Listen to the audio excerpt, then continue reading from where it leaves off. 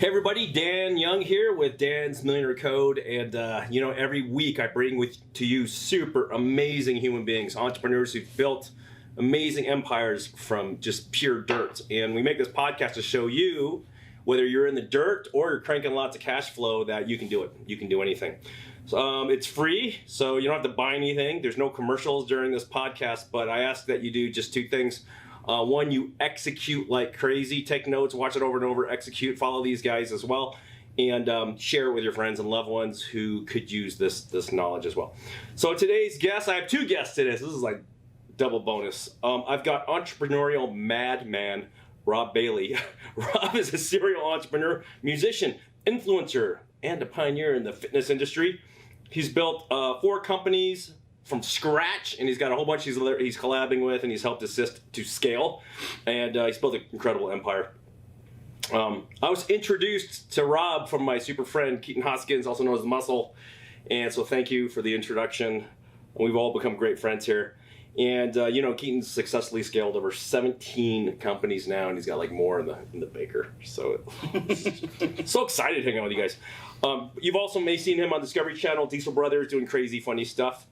And there's one thing that we really have in common is we really love cars, trucks in the USA. Mm-hmm. Yeah. Yes. See? Well, he likes cars outside of the USA. All cars. I like all cars, man. Yeah, I mean, but you're a Porsche guy. Yeah, but he likes we're saying America's separate than the cars. We're not just saying American cars. Oh, okay. Yeah. I just wanted to make sure. Don't call me out and start a podcast like that. That's not how we're starting this out. So here's my crazy intro question, man. How do you guys meet? Like, tell them. Non-American cars. Yeah. Yeah? Yeah, we started Rice talking. rockets, like We we started talking about building his... No, you're way far ahead, bro. So he posted something about, I'm thinking about getting a 911. Oh, yeah. I have a decent amount of 911s. I like them. And he was like, I don't know if I fit because I'm huge, Because what are you, 310? Come on, jeez. I would nudge you. So I would nudge you. So he wasn't sure if he could fit in a 911. He posted something, and one of my employees, who's a diesel fanatic, was like, "Hey man, the Muscle wants to know if he fits in a 911. You should have him up here and put him in one of the cars." So I DM'd you. I was like, "Hey man, I got a 911. If you're ever here, you can choose which one to drive and take it out." And you were like, "We should hang out." And then we went to Vegas for Olympia. So my wife was Miss Olympia in 2000 something. Yeah, she's very impressive. So we were down for Olympia, and he was like, "Hey man, we're gonna come over and hang out." And he pulled up into the front yard of an Airbnb we were supposed to be quiet at with like 15 dudes in this monster truck, and just danced into the house. Yeah, dude. Yeah, and I think we became best friends at that moment. So did you fit in the 911? Yeah. Yeah. So he has, how many 911s do you have? 5, something like that. He has Monday, Tuesday, Wednesday, Thursday, Friday. Yeah, I mean, no, they all just sit. But he has a lot of them, and I sat in all of them, and they all fit. I mean, even the GT2 RS, I fit in. That's the thing about Porsche versus like Lambo and Ferrari. Yeah. Lambos are like made for tiny. They're made for Asian Italian guys. And Asian dudes. That's what they're really made for size wise. But 911s are deceptively spacious. Yeah. Which is pretty cool. Yep. So you guys are crazy. And that we only met 2 years ago, maybe. Really? Yeah, something like that. Yeah, we were best friends in like 15 minutes. Yeah. That's crazy, man. Yeah. So and we started divine intervention. We started a few companies together. Mm-hmm. And planning on doing more. Mentos, Coke, Mentos. Yeah. Something like that. Yeah. So both of you guys, what's the stupidest thing you guys have done together or individually? Together? Oh, wow. Or individually. That you can talk about without getting in prison. Together? Mm-hmm. At Halloween, we kind of we did a little trick-or-treating, right? And we had the, I mean, I don't know how many stupid things we want to say on camera. Stupidest thing you could talk about. Okay. Probably, I would say one of the first things we ever did together, which is still one of our favorite stories. So I pulled up at his house with a party van. I pulled him and his wife out and said, "We're partying." Yeah. And were you wearing your gold Speedo? Yes. And you had your boombox? Yeah. Okay. And we partied, and they're not jean shorts. Is what he was wearing. Yeah, I was wearing jean shorts, and they probably had never really, they weren't ready. I don't. No, we don't party like that. So I took them, and we partied. And now his wife was Miss Olympia, and so she always goes to Vegas for the Olympia and does the whole thing. Well, she had a photo shoot at like 7 a.m. She had not just a photo shoot, because everyone has photo shoots. She had a cover shoot for a large fitness magazine. One of the biggest fitness magazines ever. She was the cover. We partied all the way until that photo shoot. Well, we partied until 4 a.m. And then at 4 a.m. she was like, and she was Gone. She was drunk, dancing in the pool. The pool at the party. that you weren't allowed to She's be in the pool, and she has security around her, and she's just dancing around, soaking wet. And then she came up and she's like, "I have a photo shoot tomorrow morning, a cover shoot," and she's gone. Yeah. She's been. This is smoking 4 in the morning? Yeah. This is 4 a.m. She has to shoot at 8 a.m. She's been smoking cigars. She's not okay. She doesn't go that hard. So you were like, "We got to get out of here." Got us on the bus, got us home, and she just went to sleep like a mummy, like this. And then for some reason at 7:45 in the morning, she just sat up. And she's like, "Oh my, Rob, I have a shoot in 15 minutes." And she ran in and looked herself in the mirror, and because she was so intoxicated, she just slept like this. So she didn't roll over. So she still had like the club makeup on. Oh, it kind of had that dead look? Kind of. Yeah. Yeah. And so we literally just she brushed her teeth, we got in the car and went to the shoot. And the shoot was with another male model, and she smelled so bad. Like cigars and alcohol. She smelled like Vegas. And the whole time she's like, "I don't know who that muscle guy is, but we shouldn't hang out with him anymore." The guy's he's all. Yeah. We shouldn't hang out with that guy anymore. Ugh. And the shoot went great, and she looked phenomenal. She looked phenomenal on the magazine cover. Perfect. I think just super dehydrated. Oh, that was the key. So her abs like really popped, right? Because all that Jaeger or whatever you guys were drinking, Fireball or what are the kids drinking? She was drinking vodka. She was just straight vodka, cranberry, and cigars. Isn't that like keto friendly? I don't know. We don't really do keto. We don't do keto. No, we gotta eat donuts sometimes, right? Yeah. Okay. So that's definitely one of the craziest that we could talk about. That was pretty crazy. So last time in the previous podcast, Keaton, you talked about all the cool stuff you built and that you're working on. Mm-hmm. And thanks for inviting Rob. But Rob, tell us about what you've built, because I kind of spent some more time this morning, like watching your music videos. And I forget. I think a lot. What do you remember that you're working on? So one of the things I think most proud of right now is my apparel line. I started out printing graphic T-shirts in my garage, streaming me hand printing T-shirts, and I'd work 20 hours a day. I'd turn around and pee in like bottles, just not take breaks. Like I was. And hold on, 'cause this is a cool story. He was telling people he was working 20 hours a day, and people didn't believe him. So he set up a camera in his warehouse or in his garage. In my garage. And he live streamed it so people could get on at any time of the day and see where he was working and if he was working. With RobCam? Yeah, RobCam on Ustream or something. It was one of the first streaming platforms. 20 hours a day. Dude, I was spiraling out of control, but I was in that mindset where I was like, I'd never worked for myself, and I had so many things that weren't working. I was like, I'm just going to make this work no matter what. And it was a really cool mindset. I still have it, but not in the same, like, destroy myself for a greater good. So I started that line. That was always intended to be graphic tees, hand printed, and I was just so proud of that. And then I got to a point in time where I had more buying power, I had more resources, and I was starting to hire staff, and I realized we can do cut and sew. And now, I mean, we're making apparel that it's as good as all the big companies. I think you told me, we've been mentoring a little bit, both these guys on stocks, real estate, stuff like that, investing, because you guys make a ton of money, but we want to make sure that when you're really old, you have lots of money while you're sleeping, like your wife. That's was looking when she was before the. Yeah, I want to make money like that. But you know how to sew. Yeah, so guys, imagine.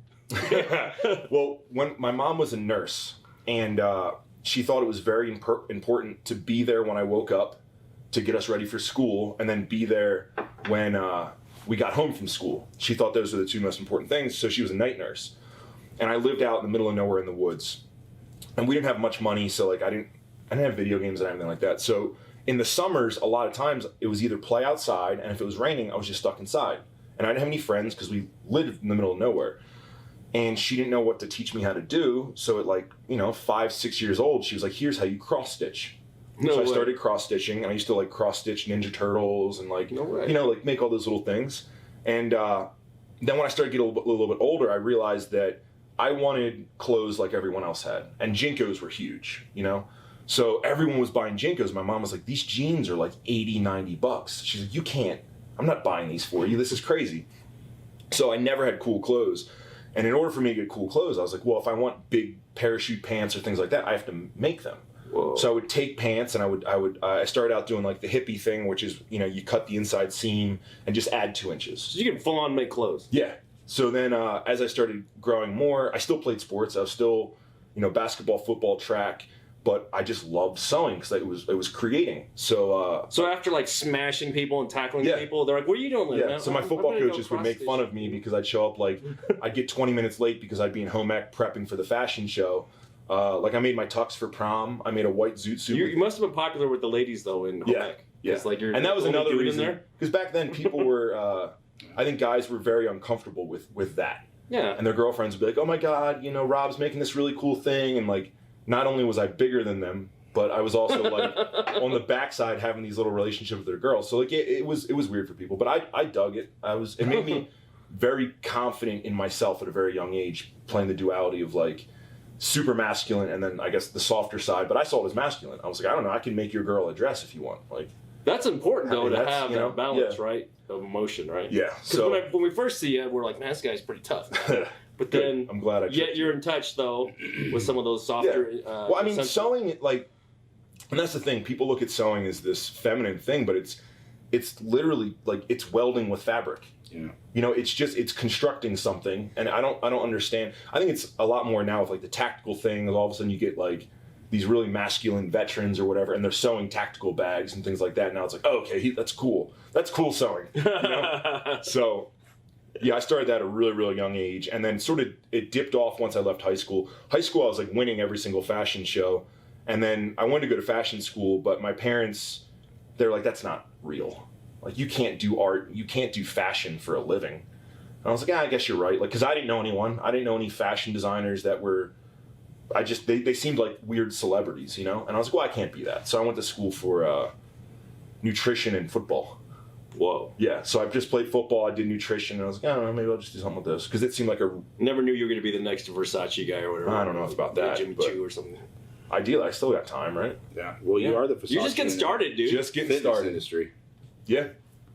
That's incredible, man. So your business is now, we talked about, so musician, you have healthcare, nutrition products. Yep. And apparel. What else you got? Yep. So I've also learned that a lot of these things that I do for myself, now that I understand e-commerce, I understand sourcing, manufacturing, I understand the business side, the legal side, I've been able to start a lot of businesses for other people too, where I just do all the annoying work. Oh, so hard work. I can set up your business, I can set up inventory, I can set up a customer service team, I can build your website, we can design your logo. So pretty much what I've done now is, in addition to the apparel line, the supplement line, my wife's brands, the record label, the real estate, the leasing company, I've also built an agency, like a creative agency within my company. That's cool. There's no one that really works on one brand. So they get their workload or whatever, and they'll be executing 5 brands. So I'm trying to build that creative team. Yeah, that's smart. That's what we've done here, because we have our creative teams and they work at 5 of our companies. Yeah, and then you realize like once they know that, you just because the formula is here's the new branding package. Right? It's not. Yeah, it's the same formula. And he's done it really smart, where he's found somebody of interest, whatever you want to call him, somebody that is like big in some industry that wants to do this, that doesn't know how to do this, and he steps in and says, I'll take 50%, you be the face, no one will ever know that I'm a part of the business, but I will run everything that you don't know how to do, and then kind of set it up. Yeah, because athletes are like, my wife, and that's how I learned, is my wife, for example, she's the best in the world at what she does, which like still when I say that blows my mind, because I'll never be the best in the world at something. No. That's impossible. But she literally like won the title of being the best in the world at specifically what she does. But she can't run a business. And if she has to do customer service or deal with returns or deal with little minor lawsuits or setting up trademarks, she wouldn't be So the best she's the in world. muscle and you're the nerd. Yeah, exactly. So she wouldn't be the best at what she could do. So, and I think that's with a lot of people. And now with the new market, it's like people start their own brands now, you know, and people become CEOs of their own companies, and people can go to YouTube, and all of a sudden you didn't need to go on television, you know, or you don't need to be sponsored by a brand. You can start your own brand, you know, and I think that's what everyone's doing. But the downfall is it takes away from what you're good at, because everybody has a certain amount of effort that they can put out. And, you know, Dana's the best at being Miss Olympia because she's 100% focused on it. And if you take that away, she's going to fall short, you know? So I take a lot of that stuff that I'm good at off of her plate, and I allow her to excel. And then I've realized that I can do that for anyone. So I want to see a kind of a collaborative answer from you guys on this, because you guys are a wealth of knowledge. You guys started with dirt, right? Just crap, right? Nothing like me, right? Broke. So what is the best advice you can give these kids out there? Because, and adults, we have a lot of people out there that are thinking about starting something. There's some people out there that are watching this that are making great money right now. Maybe you can give two pieces of advice from the startup or the one who's trying to scale. I think the first thing that, I mean, I always hype him up because he's my buddy, but I think the first thing that I would say is in one of the songs that he talks about. I don't know, it's the Concrete one. The Concrete song? Yeah, the one you talk about. You were pretty much you built from the dirt up. Oh yeah. What song is that? I have 6 albums. Yeah, there's a lot. Anyways, 7 albums. Anyways, the whole thing behind it is I started from the ground up. You know, whether it was concrete that I came from or, you know, prosperous dirt, whatever. I think that everybody needs to realize that they have the ability to do whatever they want to do, and the only thing that's holding them back is the excuses they're giving themselves in their mind. And for anybody watching, I have a really good friend named Haloti Nada, and he told me once that the enemy of perfect is good. And I didn't know what that meant. And he said, people get through life being good when they could have been perfect or they could have been better. And so he always used to say to me, well, that's the enemy of better, or that's the enemy of perfect, because where you're at right now in your life is good, but you could do so much better, but you're not doing it because you're just doing good. So like people that watch this podcast or listen to this podcast, some of these guys are probably making $150,000 a year. That's good. But what if they could be making $1.5 million a year? And the only thing that's holding them back is them saying, well, I don't want to do that because I'm making $150,000 a year right now. But the truth is that everybody has the ability to make way, way, way, way, way more and do way, way, way better. But they're not, because they're afraid of what they're doing now is good enough that they don't want to step into that realm and take the risk. And so I think for me personally, it's like anybody can start from the ground up. Whether it's in the dirt, whether it's in the concrete, whether you have a horrible... I mean, we were talking about it on the way over here. Like, we both came from nothing. I love my dad to death. He died when I was 21. He gave me nothing other than knowledge. I didn't get any money. I didn't get any assets. I didn't get any of those things. And have been able to build where I'm at. Same thing with my brothers. It's all kind of the same thing. And same thing with Rob. Rob never had any money. But with that said, like, that means that anyone starting at any point can get to be anything they want and have anything they want. And my advice attached to that would be, you're probably doing good, but do you want to do better? Because you can. That's gold. You know? Guys, man, this is just fire. What last piece of wisdom will you leave these viewers with? You have a quote. What? You have a fancy quote. How do you know that? I know you. I can see in your brain. All right. You guys were talking about when you're driving, probably. Yeah. So my last piece of advice would be, well, two things.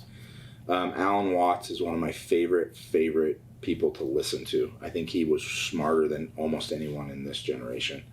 And he says, if all you ever do is think, then all you have to do, or all you have to think about, is thoughts. And essentially what he's saying is stop thinking and start doing.